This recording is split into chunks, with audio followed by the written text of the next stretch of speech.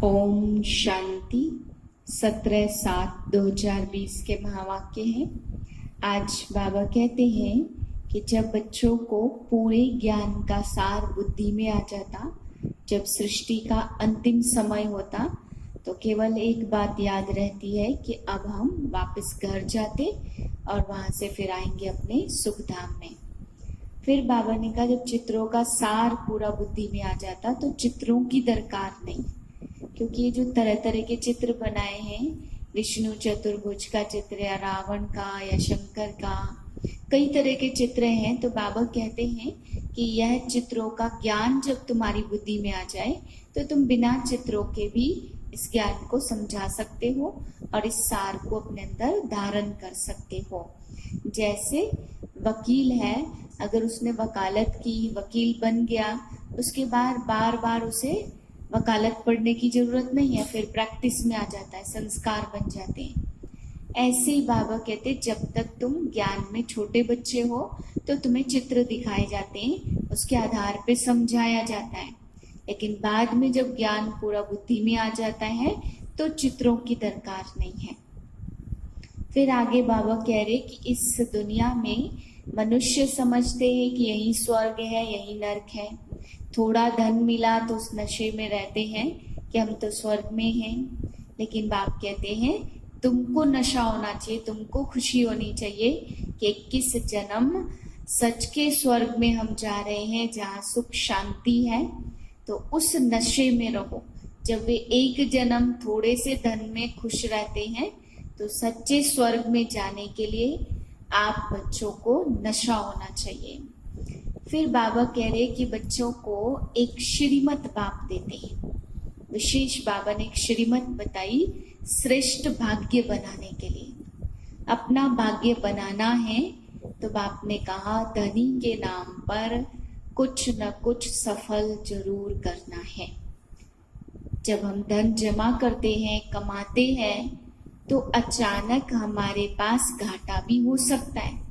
अगर हम भगवान के नाम पे नहीं लगाते हैं तो हमारे अच्छे कार्यों में कार्मिक अकाउंट नहीं बनता है, तो फिर हमें फल भी वैसा नहीं मिलता।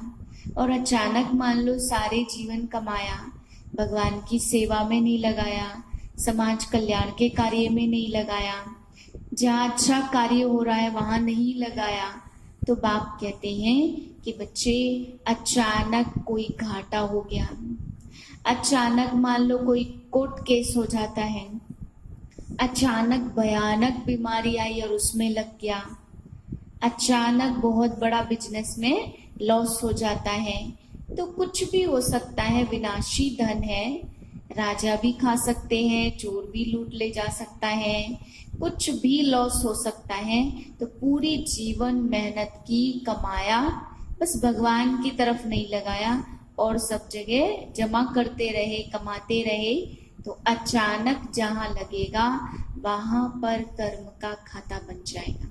तो बाप कहते हैं जब धनी के नाम पर यानी परमात्मा के नाम पर आप खर्चते हैं तो भाग्य भी बहुत ऊंचा बनता है और भंडारे भी भरपूर रहते हैं और कोई पाप कर्मों का खाता भी इस धन से नहीं बनता है। आगे बाबा कह रहे हैं मीठे बच्चे, तुम्हारी बुद्धि में अभी सारे ज्ञान का सार है, इसलिए तुम्हें चित्रों की भी दरकार नहीं है। तुम बाप को याद करो और दूसरों को भी कराओ। प्रश्न है पिछाड़ी के समय तुम बच्चों की बुद्धि में कौन सा ज्ञान रहेगा? उत्तर है उस समय बुद्धि में रहेगा अब हम वापस अपने घर जाते, फिर वहां से हम चक्र में आएंगे, धीरे धीरे सीढ़ी नीचे उतरेंगे, फिर बाप आएंगे, चढ़ती कला में ले जाएंगे। अभी तुम जानते हो पहले हम सूर्यवंशी फिर हम चंद्रवंशी बने, इसमें चित्रों की दरकार नहीं है। बच्चे आत्माभिमानी होकर बैठे हो, 84 का चक्र बुद्धि में है, अर्थात वैरायटी जन्मों का ज्ञान है, वैरायटी रूप का भी चित्र है ना, इसका ज्ञान भी बच्चों में है कि कैसे हम 84 जन्म लेते हैं। मूल वतन से पहले पहले देवी देवता धर्म में आते, यह भी ज्ञान बुद्धि में है, इसमें चित्र की कोई भी दरकार नहीं है। यह मनुष्य सृष्टि के चक्र की बातें हैं, बिल्कुल सिंपल हैं। इसमें चित्र आदि की दरकार नहीं होती। चित्र तो है भक्ति मार्ग की चीजें। यह बुद्धि से समझने की बात है। बुद्धि में नॉलेज रहती है। हमने 84 का चक्र लगाया, अब हमको पवित्र बनना है। जैसे वह कहते गीता का भगवान कृष्ण है, हम कहते शिव है, तो यह चित्र सिर्फ करेक्ट करने के लिए बनाई गई है। तुम्हारी बुद्धि में है हम सूर्यवंशी से चंद्रवंशी बनते। ज्ञान मार्ग में तो सिर्फ बाप कहते हैं मन मना भव। यह जैसे चतुर्भुज का रावण का चित्र है, यह सब समझाने के लिए है। चित्रों द्वारा सिर्फ समझाया जाता है। बुद्धि में पहले सूर्यवंशी घराने के थे और अब चंद्रवंशी घराने के बने। वहाँ बहुत सुख है जिसको स्वर्ग कहा जाता। इन चित्रों पर बाप समझाते। पिछाड़ी में बुद्धि में यह ज्ञान रहेगा। अभी हम जाते हैं, वापस चक्र लगाएंगे। सीढ़ी पर समझाया जाता तो मनुष्यों को सहज हो जाए। तुम्हारी बुद्धि में है, यह भी सारा ज्ञान है कि हम कैसे सीढ़ी उतरते, कैसे चढ़ती कला में बाप लेकर जाते। बाप कहते मैं तुमको इन चित्रों का सार समझाता हूँ। जैसे गोला है तो उस पर समझा सकते। यह 5000 वर्ष का चक्र है। अगर लाखों वर्ष होते तो संख्या कितनी बढ़ जाती। क्रिश्चियन का दिखाते 2000 वर्ष, इसमें ही देखो कितने मनुष्य हैं। क्रिश्चियन धर्म की आदमशुमारी का हिसाब ज्यादा है, हिंदू की आदमशुमारी कम दिखाते हैं। क्रिश्चियन बहुत हो गए। जो समझदार बच्चे हैं वह बाबा कह रहे चित्रों से भी, बिना चित्रों के भी समझा सकते हैं। अभी तो पुरानी दुनिया है जिसमें इतने मनुष्य हैं। तुम बच्चों को सिर्फ 84 का चक्र बुद्धि में रखना है। अभी हम नर्क से स्वर्ग में जाते तो अंदर में खुशी होगी ना। सतयुग में कोई दुख की बात होती नहीं है। ऐसी कोई अप्राप्त वस्तु नहीं जिसकी प्राप्ति के लिए पुरुषार्थ करना पड़े। यहाँ पुरुषार्थ करना पड़ता। यह मशीन चाहिए, वह चाहिए। वहाँ तो सब सुख मौजूद है। जैसे कोई महाराजा होता, उनके पास सब सुख मौजूद रहते हैं। गरीब के पास तो सब सुख मौजूद नहीं होते हैं। यहाँ कलयुग में तो बीमारियां आदि सब कुछ है। अभी तुम पुरुषार्थ करते हो नई दुनिया में जाने के लिए। स्वर्ग नर्क सब यहाँ ही होता है। यह सूक्ष्म वतन की जो रमत गमत है, यह भी टाइम पास करने के लिए है। जब तक कर्मातीत अवस्था हो तब तक टाइम पास करने के लिए यह खेल पाल है। कर्मातीत अवस्था आ जाएगी, बाप तुमको याद रहेगा और 84 जन्म याद रहेंगे। और अब हम घर जाते हैं, यह याद रहेगा। फिर आकर सतो प्रधान दुनिया में पार्ट बजाएंगे। जैसे बैरिस्टर कितना पढ़ते, बैरिस्टर बन गए, बस जो पाठ पढ़े वह खलास। रिजल्ट निकली प्रारब्ध की, तुम भी पढ़कर फिर राजाई करेंगे। वहाँ नॉलेज की तो दरकार नहीं है। लक्ष्मी नारायण कौन है, विष्णु कौन है, यह सब बातें बाप तुमको समझाते हैं। विष्णु के चित्र में मनुष्य मूझ जाते। बिगर समझ के पूजा भी जैसे फालतू हो जाती, समझते कुछ भी नहीं है। यहाँ कर्म बंधन दुख देने वाला है। बाप कहते हैं अपने घर चलो, वहाँ दुख का नाम निशान नहीं होगा। पहले तुम अपने घर में थे, फिर राजधानी में आए। वहाँ देवताएं गंदी चीजें थोड़ी खाते।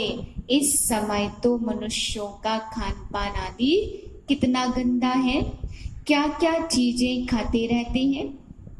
भक्ति मार्ग में देखो कैसा है, मनुष्य की भी बलि चढ़ा देते। बाप कहते यह भी ड्रामा बना हुआ है, नहीं तो मनुष्य बहुत प्रश्न पूछते हैं, इसलिए चित्र से समझाना अच्छा है। बाप ने 84 का चक्र समझाया जाता है कैसे आत्मा को बुलाते हैं, जब फिर वह आती है, रोती है और पश्चाताप करती है कि हमने बाबा का कहना नहीं माना। शरीर छोड़ने के बाद किसी तन में आत्मा आती है तो कहती है कि मुझे इतना ज्ञान मिला, मैं अच्छा पुरुषार्थ नहीं कर पाई। यह सब है बच्चों को समझाने के लिए कि पुरुषार्थ में लग पड़े और गफलत न करे। बच्चे सदा यह अटेंशन रखे कि हमें अपना टाइम सफल करना है, वेस्ट नहीं करना, तो माया गफलत नहीं करा सकती। बाबा समझाते रहते बहुतों को रास्ता बताने का पुरुषार्थ करो, महादानी बनो। वर्ल्ड की हिस्ट्री ज्योग्राफी कैसे रिपीट होती, नट शेल में सारा चक्र बुद्धि में रहना चाहिए। तुम बच्चों को खुशी रहनी चाहिए कि हम अभी इस गंदी दुनिया से छूटते हैं। मनुष्य समझते स्वर्ग नर्क सब यहाँ है, जिनको बहुत धन है वह समझते हम स्वर्ग में हैं। वह तो एक जन्म के लिए समझते अल्पकाल का सुख, और तुम्हारा तो है 21 जन्मों का सुख, जिसके लिए बाप कहते रास्ता सभी को बताओ। बाप की याद से निरोगी भी बनेंगे और स्वर्ग के मालिक भी बनेंगे। स्वर्ग में है राजाई, उनको भी याद करो। राजाई थी, अभी नहीं है, भारत की ही बात है, बाकी तो सब है बाई प्लाट्स। पिछाड़ी में सब चले जाएंगे, फिर हम आएंगे नई दुनिया में। अब इस समझाने में चित्रों की दरकार थोड़ी है, यह सिर्फ समझाने के लिए मूल वतन सूक्ष्म वतन दिखाते हैं, नहीं तो कहेंगे तुम नास्तिक हो, इसलिए करेक्ट करके चित्र बनाए हुए हैं। ब्रह्मा द्वारा स्थापना, विष्णु द्वारा पालना, शंकर द्वारा विनाश, यह तो ड्रामा में नूद है। भल कितना भी कोई कहे बॉम्ब्स नहीं बनाओ, परंतु जिनके पास ढेर है वह समुद्र में डाले, तब तो दूसरा देश ना बनाए। वह रखे हैं तो जरूर काम में भी आएंगे। विनाश होता है तुम अपना राज्य लेते हो, लड़ाई जरूर लगनी है, बच्चे सबके कल्याणकारी बनो।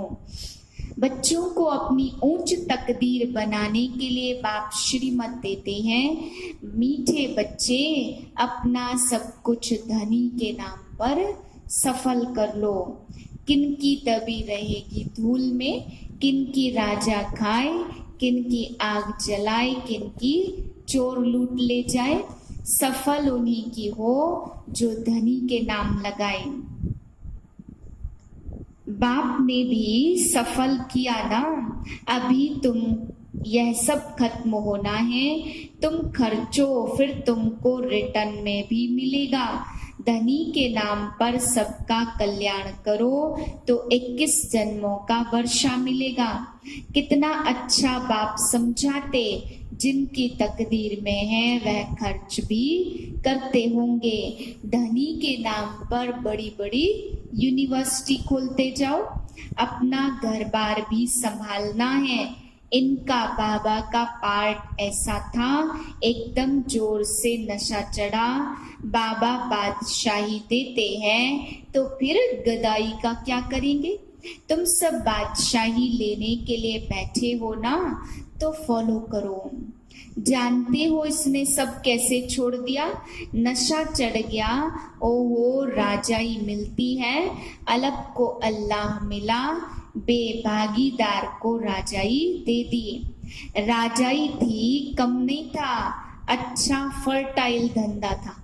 बाबा का धंधा, बाबा ने कहा ब्रह्मा बाप का अच्छा फर्टाइल धंधा था, माना राजाई किस्म का था, तो राजाई ही थी। और फिर भी बाबा ने कहा जब ज्ञान मिला तो अपने पार्टनर को सब कुछ दे करके खुद सिंध हैदराबाद वापस आ गए, खुद ज्ञान देने की सेवा में लग गए। इसलिए बाबा ने कहा इन्होंने तो राजाई भी छोड़ दी। आगे तो चांदी के रुपये चलते थे, यहाँ पर भी भट्टी बनी, कोई पक कर तैयार हुए और कोई कच्चे रह गए। गवर्नमेंट नोट बनाती, फिर ठीक नहीं बनते तो जला देने पड़ते हैं। राम राज्य सतयुग को कहा जाता, यहाँ है रावण राज्य। अभी देखो क्या हो रहा है। पहले सोना चांदी बहुत था, अभी कोई की राजा खा जाते, कोई की डाकू खा जाते।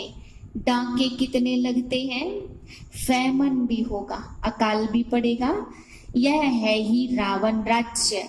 दिन प्रतिदिन खुशी बढ़ती जाएगी, जितना यात्रा पर नजदीक होंगे उतनी खुशी होगी। तुम जानते हो शांति धाम सुख धाम सामने खड़ा है, वैकुंठ के झाड़ दिखाई पड़ रहे हैं, बस अब पहुंचे की पहुंचे। अच्छा मीठे मीठे सिके लदे बच्चों प्रति माता पिता बाप दादा का याद प्यार गुड मॉर्निंग। रूहानी बाप की रूहानी बच्चों को नमस्ते। हम रूहानी बच्चों की रूहानी बाप को नमस्ते। धारणा के लिए मुख्य सार है, पहली पॉइंट, अपना टाइम सफल करने का अटेंशन रखना है। माया गफलत न करा सके, इसके लिए महादानी बन बहुतों को रास्ता बताने में बिजी रहना है। दूसरी पॉइंट है, अपनी ऊंची तकदीर बनाने के लिए धनी के नाम पर सब कुछ सफल करना है। रूहानी यूनिवर्सिटी खोलनी है। वरदान है, कड़े नियम और दृढ़ संकल्प द्वारा अलबेलेपन को समाप्त करने वाले ब्रह्मा बाप समान अथक भव। ब्रह्मा बाप समान अथक बनने के लिए अलबेलेपन को समाप्त करो। इसके लिए कोई कड़ा नियम बनाओ, दृढ़ संकल्प करो, अटेंशन रूपी चौकीदार सदा अलर्ट रहे तो अलबेलापन समाप्त हो जाएगा। पहले स्व के ऊपर मेहनत करो, फिर सेवा में, तब धरनी परिवर्तित होगी। सिर्फ अभी ठकर लेंगे हो जाएगा। इस आराम के संकल्पों के डनलप को छोड़ो। जैसे डनलप के गद्दे में आराम करते हैं, तो बाबा ने कहा सिर्फ कर लेंगे हो जाएगा, ऐसे संकल्पों को छोड़ो।